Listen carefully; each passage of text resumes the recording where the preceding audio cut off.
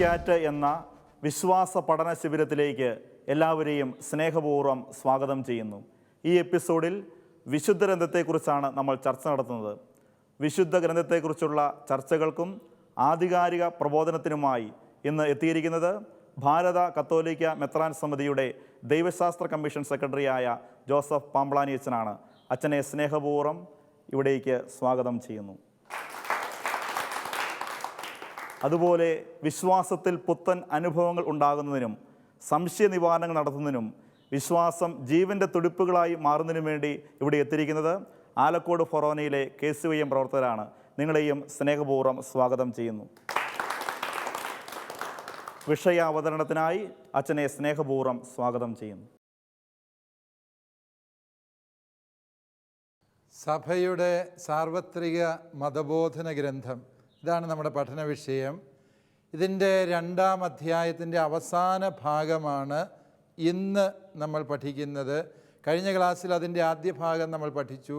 വിശുദ്ധ ഗ്രന്ഥം എങ്ങനെ ഉണ്ടായി, അതിൻ്റെ അടിസ്ഥാനങ്ങൾ എന്ത്. ഇന്നത്തെ ക്ലാസ്സിൽ നാം പ്രധാനമായും അതുമായി ബന്ധപ്പെട്ട് വചന വ്യാഖ്യാനം എങ്ങനെയാണ് നടത്തേണ്ടത് എന്നുള്ള കാര്യമാണ് പഠിക്കാൻ ശ്രമിക്കുക. വിശുദ്ധ ഗ്രന്ഥത്തിൻ്റെ രൂപീകരണത്തെക്കുറിച്ച് നമ്മൾ പറഞ്ഞു.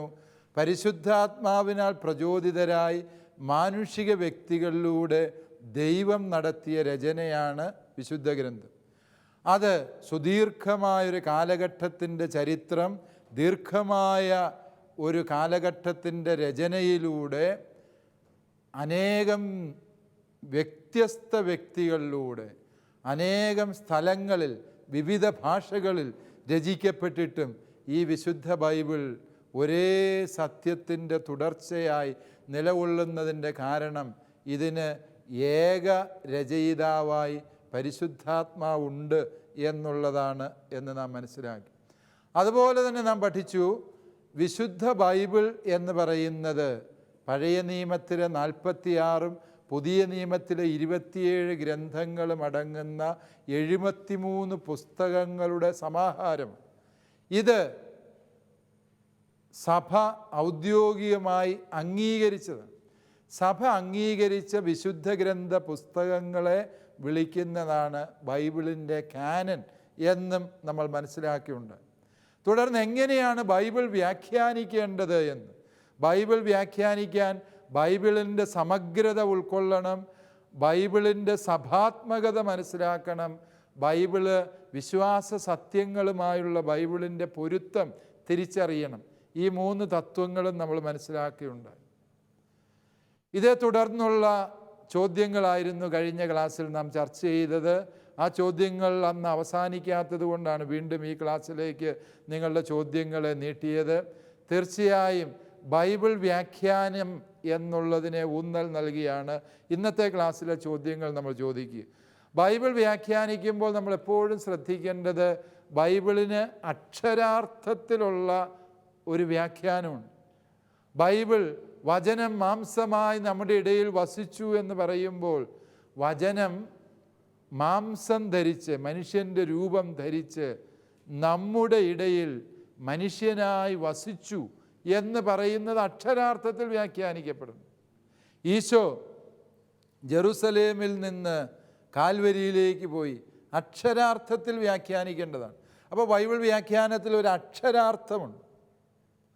അതുപോലെ തന്നെ ചില കാര്യങ്ങൾ ബൈബിൾ പ്രതീകാത്മകമായി പറയുന്നു. നോഹയുടെ പേടകം വലിയ ജലപ്രളയത്തിൻ്റെ നടുവിലും തകരാതെ രക്ഷയുടെ പേടകമായി നിലകൊള്ളുന്ന നോഹയുടെ പേടകം ഈശോ മിശിഹായുടെ തിരുരക്തത്താൽ രക്ഷിക്കപ്പെട്ട തിരുസഭയുടെ പ്രതീകമാണ് എന്ന് പറയുമ്പോൾ അതൊരു പ്രതീകാത്മക വ്യാഖ്യാനമാണ്, ഇല്ലേ? ചില കാര്യങ്ങൾ ആധ്യാത്മിക അർത്ഥത്തിലാണ് വ്യാഖ്യാനിക്കേണ്ടത്. വാഗ്ദാന പേടകത്തെ സ്വർഗത്തിൽ ഞാൻ കണ്ടു എന്ന് വെളിപാട് ഗ്രന്ഥകാരൻ എഴുതുമ്പോൾ അതിൻ്റെ ആധ്യാത്മിക അർത്ഥം, വാഗ്ദാന പേടകം ജെറുസലേം ദേവാലയത്തിൽ ദൈവത്തിൻ്റെ കൽപ്പനകളും വിശുദ്ധ മന്നായും സൂക്ഷിച്ച, അഹറോൻ്റെ തളിർത്ത വടി സൂക്ഷിച്ച ആ പേടകത്തെ സ്വർഗത്തിൽ കണ്ടു എന്ന് പറയുമ്പോൾ വരാനിരിക്കുന്ന മിശിഹായെ സംവഹിക്കുന്ന പരിശുദ്ധ കന്യകാമറിയത്തിൻ്റെ പ്രതീകമാണത് എന്ന് പറയുമ്പോൾ അതൊരു ആധ്യാത്മിക വ്യാഖ്യാനമാണ് അതിനുള്ളത്. അപ്പോൾ വിശുദ്ധ ഗ്രന്ഥത്തിന് അക്ഷരാർത്ഥത്തിൽ മനസ്സിലാക്കേണ്ടതുണ്ട്, പ്രതീകാത്മകമായി മനസ്സിലാക്കേണ്ടതുണ്ട്, അതുപോലെ തന്നെ ആത്മീയ അർത്ഥത്തിൽ മനസ്സിലാക്കേണ്ട സത്യങ്ങളുണ്ട്. അതുപോലെ തന്നെ ചില കാര്യങ്ങൾ ഉപദേശ രൂപേണ നൽകുന്നു. അതിനെ ആസക്തിയോടെ സ്ത്രീയെ നോക്കുന്നവൻ അവളുമായി വ്യഭിചാരം ചെയ്തു കഴിഞ്ഞു എന്ന് ഈശോ പറയുമ്പോൾ സ്ത്രീകളോട് പുരുഷന്മാർ എത്ര കണ്ട് ആദരവോടെ പെരുമാറണം, അവരുടെ നോട്ടത്തെ പോലും തെറ്റിദ്ധരിക്കാൻ ഇടവരുത്തുന്നതാകരുത് എന്ന് ഈശോ വ്യക്തമാക്കി. നമ്മുടെ ഒരു DIG പറഞ്ഞു, 14 സെക്കൻഡിൽ കൂടുതൽ സ്ത്രീയെ നോക്കിയാൽ അത് പ്രശ്നമാണ്. ഈശോയുടെ നിലപാട് വ്യത്യസ്തമാണ്. 14 അല്ല, 1 സെക്കൻഡ് പോലും തിന്മയുടെ ലക്ഷ്യത്തോടെ ഒരു സ്ത്രീയെ നോക്കരുത്. എത്ര സെക്കൻഡ് നോക്കി എന്നല്ല, ഏത് ഉദ്ദേശത്തോടെ നോക്കി, അതിനാണ് സുവിശേഷത്തിൽ പ്രാധാന്യം കൊടുക്കുക. അതുകൊണ്ട് അത് ഒരു ധാർമ്മിക അർത്ഥം ബൈബിളിനുണ്ട്, ഇല്ലേ? അപ്പോൾ ഈ എല്ലാ അർത്ഥതലങ്ങളും പരിഗണിച്ചുകൊണ്ട് വേണം നമ്മൾ ബൈബിൾ പഠിക്കാൻ. ബൈബിൾ വ്യാഖ്യാനിക്കുന്നതിന് വേണ്ടി നാം ചെയ്യേണ്ടത് എന്താണ്? വിശുദ്ധ ഗ്രന്ഥം എഴുതപ്പെട്ട കാലഘട്ടത്തിൻ്റെ ചരിത്രം, സംസ്കാരം, ആ കാലത്ത് ഉപയോഗിച്ച ഭാഷയുടെ പ്രത്യേകതകൾ, ഇതെല്ലാം പഠിക്കുന്ന ഒരു വ്യക്തിക്ക് മാത്രമേ ബൈബിളിൻ്റെ ശരിയായ അർത്ഥം കണ്ടെത്താൻ കഴിയുകയുള്ളൂ എന്നുകൂടി നാം തിരിച്ചറിയുക. കഴിഞ്ഞ ക്ലാസ്സിലും ഈ ക്ലാസ്സിലും നാം കേട്ട ഈ വസ്തുതകളുടെ വെളിച്ചത്തിൽ നിങ്ങളുടെ സംശയങ്ങൾ തുടരാവുന്നതാണ്. ഈ സംശയങ്ങൾക്ക് വേണ്ടിയുള്ള സമയമാണിത്.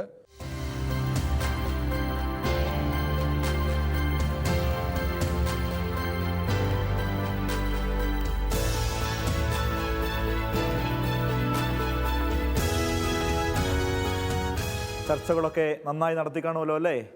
തീർച്ചയായും സംശയങ്ങളൊക്കെ ചോദിക്കാൻ നമ്മൾ റെഡിയായിരിക്കുകയാണ്. സംശയങ്ങൾക്ക് ഉത്തരം നൽകുവാൻ വേണ്ടി ബഹുമാനപ്പെട്ട ജോസഫ് പാംബ്ലാനിയച്ചനെ സ്നേഹപൂർവ്വം സ്വാഗതം ചെയ്യുന്നു. വിശുദ്ധ ഗ്രന്ഥത്തെക്കുറിച്ച് ആധികാരികമായി അച്ഛൻ നമുക്ക് പഠിപ്പിച്ചു തന്നു. തീർച്ചയായിട്ടും നമുക്ക് സംശയങ്ങളുണ്ട്. ആദ്യത്തെ സംശയങ്ങൾ ചോദിക്കുന്നത് ആരാണ്?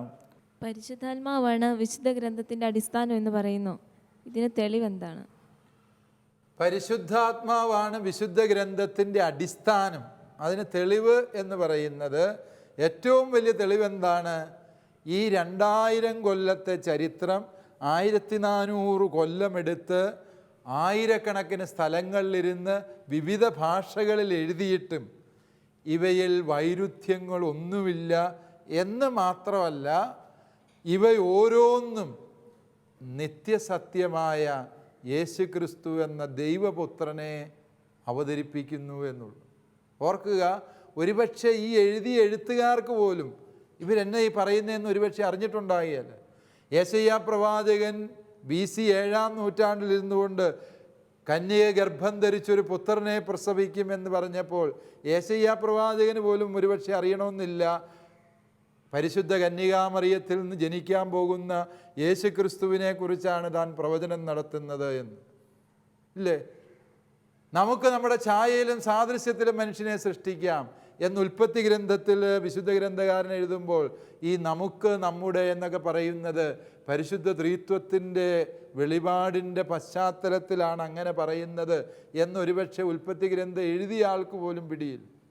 അതിനെയാണ് ഒരു കാലഘട്ടത്തിലെ ഗ്രന്ഥകാരന്മാർക്ക് മനസ്സിലാകാത്ത വസ്തുതകൾ പോലും പിൽക്കാലത്ത് നമുക്ക് വെളിപ്പെട്ട് കിട്ടും സഭയിൽ എന്ന് പറയുമ്പോൾ അതിൻ്റെ അർത്ഥം എന്താ? ആദ്യം മുതൽ അന്ത്യം വരെയും ഈ വിശുദ്ധ ഗ്രന്ഥത്തെ ഒരേ ചിന്തയിൽ നയിച്ച പരിശുദ്ധാരൂപിയുടെ പ്രവൃത്തി ഈ ഗ്രന്ഥത്തിൻ്റെ പിന്നാമ്പുറത്തുണ്ട് എന്നുള്ളതിൻ്റെ ഏറ്റവും വലിയ തെളിവാണ്. അല്ലേ, വ്യത്യസ്ത സ്ഥലങ്ങളിൽ വ്യത്യസ്ത സഹസ്രാബ്ദങ്ങളിൽ എഴുതപ്പെട്ട ഗ്രന്ഥങ്ങൾ തമ്മിൽ എന്തെല്ലാം വൈരുദ്ധ്യങ്ങളുണ്ടാകാം? അതില്ലല്ലോ. സംശയമാണ്. ജോബിനാണ് ചോദിക്കുന്നത്. ധ്യാനത്തിനൊക്കെ പോകുമ്പോൾ പറയാറുണ്ട്, വിശുദ്ധ ഗ്രന്ഥം വ്യാഖ്യാനിക്കുമ്പോൾ അവർ പറയുന്നു, എന്നെ പരിശുദ്ധാത്മാവ് തൊടുന്നു, പരിശുദ്ധാത്മാവ് നിങ്ങളോട് പറയുന്നു എന്നൊക്കെ പറയുന്നതിൽ വല്ല രഹസ്യമുണ്ടോ? അതിൽ വല്ല സത്യമുണ്ടോ? തീർച്ചയായിട്ടും യുവജനങ്ങളുടെ ഒരു ചോദ്യമാണ്. പരിശുദ്ധാത്മാവ് ലിഖിതം എഴുതുന്ന ദൈവവചനത്തിൻ്റെ കർത്താക്കളെ മാത്രമാണ് പ്രചോദിപ്പിച്ചിട്ടുള്ളത്. അതും ഈ കാലഘട്ടത്തിൽ വചനപ്രഘോഷകരടക്കമുള്ള ആളുകളെയും പരിശുദ്ധാത്മാവ് പ്രചോദിപ്പിക്കുന്നുണ്ടോ എന്നുള്ളതാണ്. യെസ്, അത് പ്രസക്തിയുള്ള ഒരു ദൈവശാസ്ത്ര വിഷയമാണ്. അതായത് പരിശുദ്ധാരൂപിയുടെ പ്രവർത്തനത്തെ ആർക്കും ഒരിടത്തും പരിമിതപ്പെടുത്താൻ പറ്റിയല്ല. ഇന്നയാൾക്കേ പരിശുദ്ധാരൂപിയുടെ പ്രവൃത്തിയുള്ളൂ, ഇന്നയാൾക്കില്ല എന്നൊന്നും നമുക്ക് വിധി എഴുതാനോ വിധിക്കാനോ പറ്റിയല്ല. ഈശോ തന്നെ പറഞ്ഞു, ആത്മാവ് അതിനിഷ്ടമുള്ളിടത്തേക്ക് വീശും, കാറ്റ് അതിനിഷ്ടമുള്ളിടത്തേക്ക് പോകുന്ന പോലെ ദൈവാരൂപിയുടെ പ്രവൃത്തി ആരുടെയും നിയന്ത്രണത്തിലല്ല. സഭ ഇതേക്കുറിച്ച് പഠിപ്പിക്കുന്നത് ബൈബിളിനെ രചിക്കാൻ വിശുദ്ധ ഗ്രന്ഥകാരന്മാരുടെ ബുദ്ധിയെയും മനസ്സിനെയും പ്രചോദിപ്പിച്ച അതേ പരിശുദ്ധാരൂപി വിശുദ്ധ ഗ്രന്ഥം വായിക്കുന്ന ഓരോ വ്യക്തിയുടെയും മനസ്സിനെ കാലാകാലങ്ങളിൽ പ്രചോദിപ്പിക്കുന്നു. അതുകൊണ്ട് ഇന്നലെ നമ്മൾ വായിച്ചപ്പോൾ മനസ്സിൽ തോന്നിയ ഒരർത്ഥമായിരിക്കണമെന്നില്ല ഇന്ന് നമ്മൾ അതേ വചനം വായിക്കുമ്പോൾ നമുക്ക് തോന്നുന്നത്. വ്യത്യസ്തമായൊരർത്ഥതലം പരിശുദ്ധാരൂപി നമുക്ക് വെളിപ്പെടുത്തി തരുന്നു. വചനപ്രഘോഷകരെയും ഇതുപോലെ പരിശുദ്ധാരൂപി നയിക്കുന്നുണ്ട്. അതുകൊണ്ട് എല്ലാ വചനപ്രഘോഷകരുടെ അവകാശവാദങ്ങൾ പരിശുദ്ധാരൂപിയുടെ പ്രേരണയാലുള്ളതാണോ എന്നുള്ളത് നിങ്ങൾ വിവേചിച്ചറിയുക.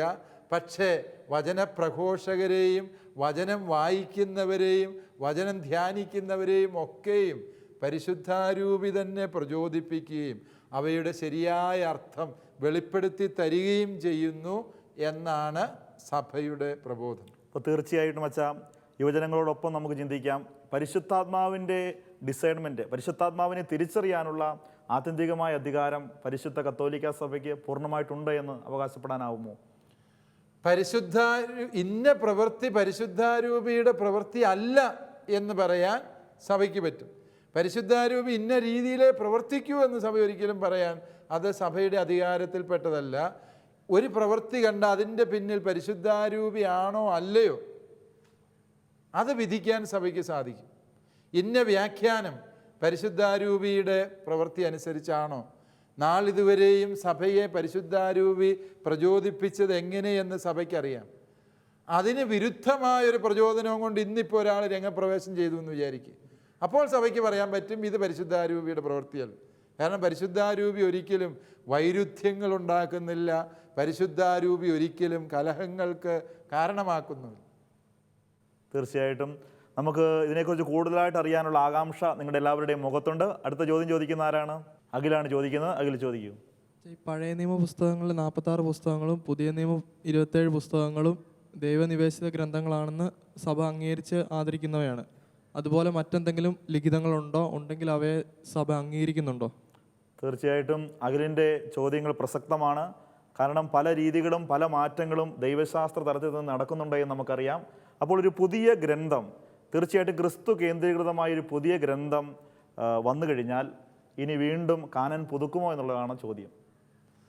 ഒരിക്കലും പുതുക്കിയല്ല. കാരണം ഈ കാനനെ അംഗീകരിക്കുന്നതിൻ്റെ ഒരു മാനദണ്ഡം ഇതായിരുന്നു. പഴയ നിയമമാണെങ്കിൽ ഒരു പ്രവാചകൻ്റെ അംഗീകാരത്തോടെ എഴുതപ്പെട്ടത് എന്നുള്ളതാണ്. അതായത് പ്രവാചകന്മാരുടെ കാലം കഴിഞ്ഞേ പിന്നെ പഴയ നിയമ ഗ്രന്ഥങ്ങളില്ല എന്നൊരു സങ്കല്പമുണ്ട്. ആ അവസാനത്തെ അപ്പസ്തോലൻ്റെ മരണശേഷം പുതിയ നിയമത്തിലും ഗ്രന്ഥങ്ങളില്ല. അതിൻ്റെ അർത്ഥം എന്താ? അതിൻ്റെ ആധികാരികതയ്ക്ക് വേണ്ടി പരിശുദ്ധാത്മാവിൻ്റെ യഥാർത്ഥ അഭിഷേകമുള്ള പ്രവാചകന്മാരുടെയും അപ്പസ്തോലന്മാരുടെയും സാക്ഷ്യം ഈ കാനൻ്റെ രൂപീകരണത്തിൽ നിർണായകമായ പങ്ക് വഹിച്ചിട്ടുണ്ട്. ഈ 12 അപ്പസ്തോലന്മാരിൽ ആരും ഇപ്പോൾ ജീവിച്ചിരിപ്പില്ല. ഇനി അവർക്ക് അവർ ഉത്ഥാനം ചെയ്ത് വരാനും സാധ്യതയില്ല ഉടനെ. അതുകൊണ്ട് പുതിയ നിയമത്തിലോ പഴയ നിയമത്തിലോ ഒരു പുതിയ ഗ്രന്ഥം കൂട്ടിച്ചേർക്കുക എന്ന് പറയുന്നത് അസാധ്യമാണ്. കാനൻ എന്ന് പറഞ്ഞത് ഒരടഞ്ഞ അധ്യായമാണ്. അതിലിനി പുസ്തകങ്ങൾ കൂട്ടിച്ചേർക്കുക. നല്ല പുസ്തകങ്ങൾ പരിശുദ്ധാരൂപിയുടെ പ്രചോദനത്താൽ വ്യക്തികൾ എഴുതുന്നുണ്ടോ? നല്ല കാര്യം. അപ്രകാരം എഴുതിയ സഭാപിതാക്കന്മാരുണ്ട്, വിശുദ്ധന്മാരുണ്ട്, വേദപാരംഗതന്മാരുണ്ട്, വലിയ വലിയ ദൈവശാസ്ത്രജ്ഞന്മാരുണ്ട്. അവരുടെയൊക്കെയും രചനകൾ ഈ നിത്യസത്യങ്ങളെ ആഴത്തിൽ മനസ്സിലാക്കാൻ സഭയെ കാലാകാലങ്ങളിൽ സഹായിച്ചിട്ടുണ്ട്. അപ്രകാരം ഇതിനെയും മനസ്സിലാക്കുന്നതായിരിക്കും നല്ലത്. അപ്പോൾ തീർച്ചയായും വിശുദ്ധ ഗ്രന്ഥം മാറ്റത്തിന് അതീതമാണ് എന്നുള്ള ശക്തമായ ബോധ്യമാണ് നമുക്ക് ലഭിക്കുന്നത്. അടുത്ത ചോദ്യം ചോദിക്കുന്ന ആരാണ്? ആര്യയാണ് ചോദിക്കുന്നത്. ആര്യയ്ക്ക് അച്ഛനോട് ചോദിക്കാം. പുതിയ നിയമത്തിൽ 4 സുവിശേഷങ്ങളാണുള്ളത്. അപ്പോൾ അതിൽ ആദ്യത്തെ 3 സുവിശേഷങ്ങൾ സമാന്തര സുവിശേഷം അല്ലെങ്കിൽ സിനോപ്റ്റിക് ഗോസ്പൽ എന്നാണ് അറിയപ്പെടുന്നത്. പക്ഷേ ഇതിൽ നിന്ന് വ്യത്യാസമാണ് വിശുദ്ധ യോഹന്നാൻ്റെ 4-ാമത്തെ സുവിശേഷം. അതെന്തുകൊണ്ടാണ് ആ വ്യത്യാസം? പിന്നെ മറ്റൊരു ക്വസ്റ്റ്യൻ എന്ന് പറഞ്ഞാൽ ആദ്യത്തെ 3 സുവിശേഷങ്ങളും ഈശോയുടെ ജനനത്തെ ആസ്പദമാക്കിയാണ് തുടങ്ങുന്നത്. പക്ഷേ യോഹന്നാൻ്റെ സുവിശേഷത്തിൽ വരുമ്പോൾ ആദിയിൽ വചനമുണ്ടായിരുന്നു, വചനം ദൈവത്തോടു കൂടിയായിരുന്നു. അപ്പോൾ ഇതിൽ നമുക്ക് മനസ്സിലാക്കാൻ സാധിക്കും ഈ വചനം ഈശോ ആയിരുന്നു എന്ന് നമുക്ക് മനസ്സിലാക്കാൻ സാധിക്കും. അത് ഈശോ ആണെങ്കിൽ അതിൻ്റെ അർത്ഥം ഈശോ പഴയ നിയമത്തിൻ്റെ ആരംഭത്തിലെ ഈശോ ഉണ്ട് എന്നൊരു സത്യമല്ല പറയുന്നത്. യോഹന്നാൻ്റെ സുവിശേഷം വായിക്കുമ്പോൾ അല്പം ബുദ്ധിമുട്ടുള്ളതായി, വിഷമമുള്ളതായി പലർക്കും അനുഭവപ്പെടാറുമുണ്ട്. അത് ശരിയാണ്. യോഹന്നാൻ വ്യത്യസ്തമായി ചിന്തിക്കുന്ന വ്യക്തിയാണ് എന്നാണ് അതിൻ്റെ പ്രകടമായ ഉത്തരം. അതായത് 3 സുവിശേഷങ്ങളിൽ നിന്ന് യോഹന്നാൻ്റെ സുവിശേഷത്തിന് വ്യത്യാസമുണ്ട്. കാരണം യോഹന്നാൻ വ്യത്യസ്തനായൊരു വ്യക്തിയാണ്. വ്യത്യസ്തനായതുകൊണ്ട് വ്യത്യസ്തമായി ചിന്തിക്കുന്നു അദ്ദേഹം. അതുകൊണ്ട് തന്നെ അതൊരു വ്യത്യാസത്തിന് കാരണം. മറ്റൊരു പ്രധാന കാരണമെന്ന് പറയുന്നത് യോഹന്നാനാണ് അവസാനം ആയി സുവിശേഷം എഴുതിയത്. യോഹന്നാൻ സുവിശേഷം എഴുതുന്ന കാലമായപ്പോഴേക്കും ഈ 3 സമാന്തര സുവിശേഷങ്ങളും വിശ്വാസികളുടെ ഇടയിൽ പ്രചാരം നേടിക്കഴിഞ്ഞിരുന്നു എന്ന് തന്നെ നമ്മൾ മനസ്സിലാക്കണം. അപ്രകാരം ചിന്തിക്കുമ്പോൾ യോഹന്നാൻ വീണ്ടും എഴുതുമ്പോൾ 3 കാര്യങ്ങൾ എഴുതി അതേപോലെ ഇനി 4ാമതൊരെണ്ണം കൂടി എഴുതി വയ്ക്കുന്നതിൽ അർത്ഥമില്ല. അദ്ദേഹം ഈശോയുടെ ശിഷ്യനാണ്. അദ്ദേഹം ഈ 3 സുവിശേഷങ്ങളും നോക്കിയിട്ട് ഈശോ മിശിഹായുടെ പരസ്യ ജീവിതകാലത്ത് സംഭവിച്ചതും ഇതര സുവിശേഷങ്ങളിൽ രേഖപ്പെടുത്താത്തതുമായ കാര്യങ്ങൾക്കാണ് അദ്ദേഹം കൂടുതൽ പ്രാധാന്യം കൊടുത്തത്. അതുപോലെ തന്നെ ഈശോയെ മിശിഹായും ദൈവപുത്രനുമായി അവതരിപ്പിക്കുക എന്നുള്ളൊരു വലിയ ലക്ഷ്യത്തോടെയാണ് അദ്ദേഹം സുവിശേഷം എഴുതുന്നത്. അദ്ദേഹം ഈശോയുടെ ജനനം പറഞ്ഞുകൊണ്ട് ആരംഭിച്ചില്ല എന്ന് നമുക്ക് തോന്നാം. പക്ഷേ നിങ്ങൾ ആലോചിച്ചാൽ മനസ്സിലാകും യോഹന്നാൻ അതിനേക്കാളും വലിയ കാര്യമാണ് പറയുന്നത്. മർക്കോസിൻ്റെ സുവിശേഷം ഈശോയുടെ പരസ്യ ജീവിതം മുതൽ ആരംഭിക്കുക അല്ലേ? ഈശോ സ്നാനപ്പെട്ട സംഭവം മുതലാണ് മർക്കോസിൻ്റെ സുവിശേഷം. മത്തായിയും ലൂക്കായും ആകട്ടെ കന്യകാമറിയത്തിൽ നിന്നുള്ള ഈശോ മിശിഹായുടെ ജനനത്തോടെ ആരംഭിച്ചു. പക്ഷേ യോഹന്നാൻ അതിൻ്റെയൊക്കെ അപ്പുറം പോയി. യോഹന്നാൻ എന്ത് ചെയ്തു? നിത്യതയിൽ പിതാവിനോടൊത്തായിരുന്ന വചനമായിരുന്ന ക്രിസ്തുവിനെ അവതരിപ്പിച്ചു. അതുകൊണ്ട് യോഹന്നാൻ പറയുന്നത് എന്താണ്? സ്നാപക യോഹന്നാനിൽ നിന്ന് മാമോദീസ സ്വീകരിച്ചു എന്ന് പറയുന്ന യേശു ക്രിസ്തു കന്യകാമറിയത്തിൽ നിന്ന് ശരീരമെടുത്തു എന്ന് ഇതര സുവിശേഷകന്മാർ പറഞ്ഞ, മത്തായും ലൂക്കായും പറഞ്ഞ ഈശോ മിശിഹ അവൻ ആരായിരുന്നു എന്നാണ് യോഹന്നാൻ പറയുക. അവൻ നിത്യതയിൽ പരമപിതാവിൽ നിന്ന് ജനിച്ച സത്യദൈവപുത്രനായിരുന്നു. അവൻ അനാദിയാണ്, എല്ലാറ്റിൻ്റെയും ആദികാരണമായവനാണ്, സകലത്തിൻ്റെയും ഉടയവനാണ്. അവൻ സ്ഥലകാലങ്ങൾക്കപ്പുറത്തെ ഉണ്ടായിരുന്നവനാണ്. ആ ഒരു സത്യമാണ് യോഹന്നാൻ പറയുക. മറ്റുള്ളവർ പറഞ്ഞതിനെ ഖണ്ഡിക്കുകയല്ല, മറ്റുള്ളവർ പറഞ്ഞതിനേക്കാളും വലുതാണ് ഈ രഹസ്യം എന്ന് യോഹന്നാൻ അവതരിപ്പിക്കുകയാണ് ചെയ്യുന്നത് എന്നാണ് നമ്മൾ തിരിച്ചറിയുക. അടുത്ത ചോദ്യം ആരാണ്? ഷെബിനാണ്. ഷെബിൻ ചോദിക്കാം. ബൈബിള് എഴുതിയിരുന്ന എഴുത്തുകാരെല്ലാവരും പരിശുദ്ധാത്മാവിനാൽ നിറഞ്ഞിട്ടാണ് എഴുതിയിരുന്നത്. പക്ഷേ അവരെഴുതിയ പല കാര്യങ്ങളും തമ്മിൽ പൊരുത്തമില്ലാതെ അങ്ങനെ വരാൻ പാടില്ല. പരിശുദ്ധാത്മാവിനാൽ നിറഞ്ഞ് എഴുതുമ്പോൾ കാര്യങ്ങൾ എല്ലാം ഒരേപോലെ ആയിരിക്കണമല്ലോ. എഴുതുന്ന സെൻറ്റൻസുകളും എഴുതിയ കാര്യങ്ങളെല്ലാം ഒരുപോലെ ആയിരിക്കണം. പക്ഷെ അതെല്ലാം വൈരുദ്ധ്യം കാണുന്നുണ്ട്. എന്തുകൊണ്ടാണ് അങ്ങനെ സംഭവിക്കുന്നത്? ഷെബിയുടെ ചോദ്യം പലർക്കും ഉണ്ടാകാറുള്ള ചോദ്യമാണ്. പരിശുദ്ധാരൂപിയാണ് വിശുദ്ധ ബൈബിളിലെ മുഴുവൻ കാര്യങ്ങൾ എഴുതിയത് എങ്കിൽ ചില കാര്യങ്ങളെക്കുറിച്ചെങ്കിലും ബൈബിൾ പറഞ്ഞിട്ടുള്ളത് ഈ ഇപ്പോഴത്തെ ശാസ്ത്രീയപരമായ അറിവിൻ്റെ വെളിച്ചത്തിൽ ശരിയാകണമെന്നില്ല. ഇപ്പം ആകാശത്തെ ദൈവം തൂണുകളിൽ ഉറപ്പിച്ചിരിക്കുന്നു, ഭൂമിയെ ദൈവം തൂണേൽ ഉറപ്പിച്ചിരിക്കുന്നു, ആകാശത്തിന് മുകളിൽ വെള്ളമാണ്, അത് ഇളകുമ്പോഴാണ് മഴ പെയ്യുന്നത്. ഇങ്ങനെയൊക്കെയുള്ള സങ്കല്പങ്ങൾ ബൈബിളിലുണ്ട്. അത് പരിശുദ്ധാരൂപിയാണെങ്കിൽ ഒരിക്കലും അങ്ങനെയൊന്നും എഴുതാൻ പാടില്ലല്ലോ. ഇതാണ് ഷെബിയെ പോലെ പലരും ഉന്നയിക്കാറുള്ളൊരു ചോദ്യം. ഇത് പഠിപ്പിക്കുമ്പോൾ സഭ നമ്മളെ വ്യക്തമായി പഠിപ്പിച്ചിരുന്നു, പരിശുദ്ധാരൂപി സ്വർഗീയ ജ്ഞാനം കൊണ്ടല്ല മനുഷ്യബുദ്ധിയെ പ്രകാശിപ്പിച്ചത്. ആ എഴുതുന്ന വ്യക്തികളുടെ ഭാഷാശൈലി, ആ കാലഘട്ടത്തിലെ പ്രപഞ്ചത്തെക്കുറിച്ചുള്ള ജ്ഞാനം, ആ കാലഘട്ടത്തിലെ ശൈലികൾ, ഓരോ പദങ്ങൾ, ഇവയെല്ലാം ഉപയോഗിക്കാനുള്ള സ്വാതന്ത്ര്യം ആർക്കുണ്ട്? ഈ മാനുഷിക ഗ്രന്ഥകാരന്മാർക്കുണ്ട്. എങ്കിലേ അത് മനുഷ്യന് മനസ്സിലാകുന്ന ഭാഷയാവുള്ളൂ, ഇല്ലേ? അതായത് ഇപ്പോൾ നിങ്ങൾ ആലോചിക്കുക, BC 10-ാം നൂറ്റാണ്ടിൽ എഴുതുന്ന ഒരു പുസ്തകത്തിൽ ഉരുണ്ടിരിക്കുന്ന ഭൂമിയാണ് എന്നും ഈ ഭൂമി സൂര്യന് ചുറ്റും വട്ടം കറങ്ങുന്നു എന്നും പരിശുദ്ധാരൂപി അവരെ കൊണ്ട് എഴുതിച്ചാൽ അവർ പറയുന്നത് ഇത് ദൈവവചനമൊന്നുമല്ല, ഇത് തലയ്ക്ക് ഓളമുള്ള ആരോ എഴുതിയതാന്നേ പറയുള്ളൂ, ഇല്ലേ? ഒരു കാലഘട്ടത്തിലെ ജനതയോടാണ് ദൈവാരൂപി സംസാരിച്ചത്. അതുകൊണ്ട് ആ എഴുതപ്പെട്ട കാലഘട്ടത്തിലെ ശാസ്ത്രീയമായ ജ്ഞാനം, ആ കാലഘട്ടത്തിലെ ശാസ്ത്രം അതായിരുന്നു. അതാണ് നമ്മൾ തിരിച്ചറിയേണ്ടത്. ആ കാലഘട്ടത്തിലെ ശാസ്ത്രം അതായിരുന്നു. അത് അതേപടി തന്നെ വിശുദ്ധ ഗ്രന്ഥത്തിൽ കടന്നു വരാൻ പരിശുദ്ധാരൂപി അനുവദിച്ചു. കാരണം എങ്കിലേ ആ കാലഘട്ടത്തിൽ ആ വചനം സ്വീകരിക്കപ്പെടുമായിരുന്നുള്ളൂ എന്ന വസ്തുത നാം തിരിച്ചറിയണം. തന്നെയുമല്ല, പരിശുദ്ധാരൂപി ഇതിലൂടെ പഠിപ്പിക്കാൻ ആഗ്രഹിക്കുന്നത് ഭൂമി ഉരുണ്ടാണോ പരന്നാണോ, സൂര്യന് ചുറ്റുമാണോ ഭൂമിക്ക് ചുറ്റുമാണോ കറക്കം തുടങ്ങിയ വിഷയങ്ങളൊന്നുമല്ല പരിശുദ്ധാരൂപിയുടെ വിശുദ്ധ ഗ്രന്ഥ രചനയുടെ അടിസ്ഥാന വിഷയം. അടിസ്ഥാന വിഷയം എന്താ? മനുഷ്യൻ്റെ രക്ഷ. ആ രക്ഷയ്ക്ക് ആവശ്യമായ കാര്യങ്ങളെക്കുറിച്ച് പഠിപ്പിച്ചവയിൽ പരിശുദ്ധാരൂപിക്ക് ഒരിക്കലും തെറ്റ് പറ്റിയിട്ടില്ല എന്നാണ് തിരുസഭ പഠിപ്പിക്കുക. അതുകൊണ്ട് വിശുദ്ധ ബൈബിളിൽ തെറ്റ് പറ്റിയോ ട്ടുണ്ടോ എന്ന ചോദ്യത്തിൻ്റെ ഉത്തരവിതാണ്. മതബോധന ഗ്രന്ഥം വ്യക്തമായി പഠിപ്പിക്കുന്നു, വിശുദ്ധ ഗ്രന്ഥത്തിൽ നിത്യസത്യങ്ങളെക്കുറിച്ചും ദൈവീക രഹസ്യങ്ങളെക്കുറിച്ചും മനുഷ്യൻ്റെ രക്ഷയെക്കുറിച്ചും നൽകുന്ന ഒരു പാഠത്തിലും പഠനങ്ങളിലും ഒരു വചനത്തിലും തെറ്റില്ല, വൈരുദ്ധ്യങ്ങളുമില്ല, തിരുത്തേണ്ട ആവശ്യങ്ങളുമില്ല.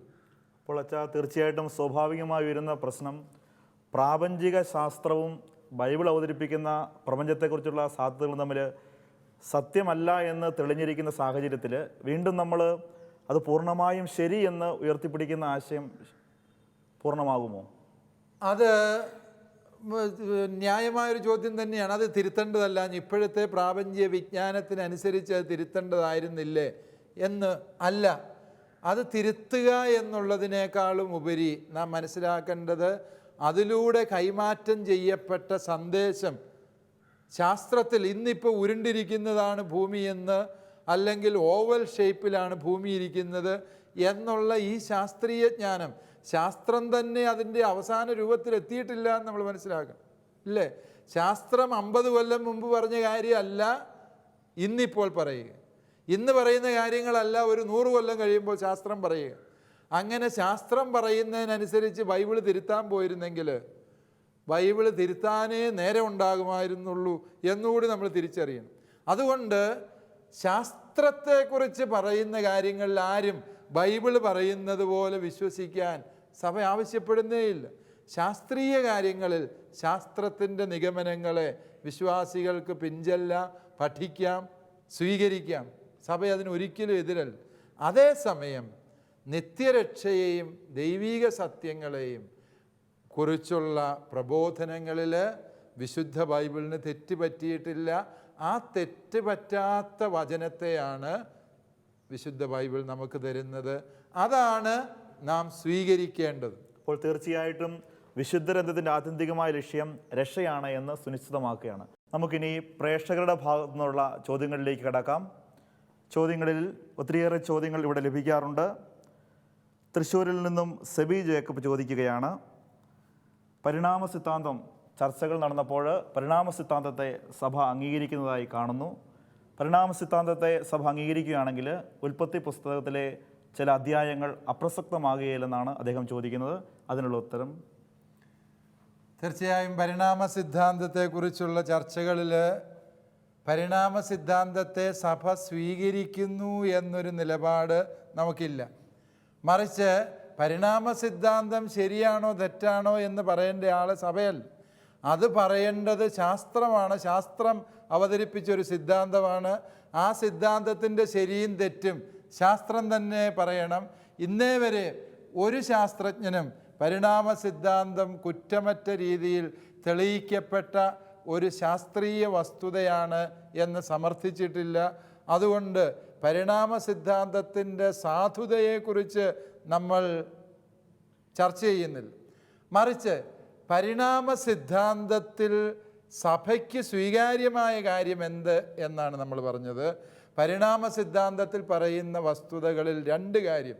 ഹ്യൂമാനെ ജനേരിസ് എന്നുള്ള ചാക്രിക ലേഖനത്തിൽ പരിശുദ്ധ പിതാവ് ലയോ 13 മാർപ്പാപ്പ അവതരിപ്പിക്കുന്ന ആശയമാണ്. അതിപ്രകാരമാണ്: മനുഷ്യൻ്റെ ആത്മാവ് ദൈവത്താൽ സൃഷ്ടിക്കപ്പെട്ടതാണ്. അതൊരു പരിണാമത്തിനും വിധേയമാകാതെ ഓരോ മനുഷ്യ വ്യക്തിയിലും ദൈവത്താൽ നേരിട്ട് നൽകപ്പെട്ടതാണ്. 2, ജീവൻ്റെ അധിനാഥൻ ദൈവമാകയാൽ എല്ലാ ജീവൻ്റെയും ഉത്ഭവം ദൈവത്തിൽ നിന്നാണ് എന്ന സത്യം. നമുക്കറിയാം, ഉൽപ്പത്തി പുസ്തകത്തെ ആദ്യ 11 അധ്യായങ്ങളെ ചരിത്രപരമായ ഊന്നലോടെ വ്യാഖ്യാനിക്കണമെന്ന് സഭ നിർബന്ധിക്കുന്നില്ല. ഏതെങ്കിലും വ്യക്തികൾക്കോ വിശ്വാസികൾക്ക് ഉൽപ്പത്തി പുസ്തകത്തിലെ 1 മുതൽ 11 വരെ അധ്യായങ്ങൾ ചരിത്രപരമായ വസ്തുതയാണ് എന്ന ബോധ്യത്തോടെ വ്യാഖ്യാനിക്കണമെങ്കിൽ അതിന് സഭ എതിരുവല്ല. അതും കൂടി നമ്മൾ മനസ്സിലാക്കേണ്ടതുണ്ട്. മറിച്ച് ഇതിൻ്റെ ശാസ്ത്രീയ വശങ്ങളെ പരിശോധിച്ച് വെച്ചിട്ട് ഇതിൻ്റെ ചരിത്ര വശങ്ങളെക്കുറിച്ച് സഭ എത്തുന്ന നിഗമനം ഇതാണ്: ഇതിൽ പറഞ്ഞിരിക്കുന്ന കാര്യങ്ങൾ അതിൻ്റെ സ്ഥലവും സമയവും കൃത്യമായി നിർണയിക്കാനാവുന്നില്ല എന്നതിനാൽ ഇതിനെ ചരിത്ര ഗ്രന്ഥമായി സ്വീകരിക്കേണ്ടതില്ല. എന്ന് പറഞ്ഞാൽ ഇതിൽ പറയുന്ന ആശയങ്ങൾക്കാണ് പ്രാധാന്യം, അതിൻ്റെ അക്ഷരാർത്ഥത്തിന് അമിത പ്രാധാന്യം നൽകേണ്ടതില്ല എന്ന് തന്നെയാണ് അതിൻ്റെ അർത്ഥം. അപ്പോൾ അതിൻ്റെ ആശയം എന്താണ്? ഈ പ്രപഞ്ചം ദൈവ സൃഷ്ടിയാണ്. മനുഷ്യജീവൻ ദൈവത്തിൻ്റെ സൃഷ്ടിയാണ്. മനുഷ്യൻ്റെ നാസാരന്ധ്രങ്ങളിലേക്ക് ജീവശ്വാസമായ ആത്മാവിനെ ഊതി അവനെ ജീവനുള്ളതാക്കിയത് ദൈവമാണ്. ഇതാണ് ഉൽപ്പത്തി ഗ്രന്ഥം സൃഷ്ടി വിവരണത്തിലൂടെ തരുന്ന സന്ദേശം. ആ സന്ദേശത്തിന് വിരുദ്ധമാകാത്ത രീതിയിൽ പരിണാമ സിദ്ധാന്തത്തെ എങ്ങനെ മനസ്സിലാക്കാം എന്നാണ് മാർപ്പാപ്പ പറയാൻ ശ്രമിച്ചത്. അത് ആ അർത്ഥത്തിൽ തന്നെ സ്വീകരിക്കണം എന്നാണ് നമ്മൾ കഴിഞ്ഞ ക്ലാസ്സിൽ ഉദ്ദേശിച്ചത്.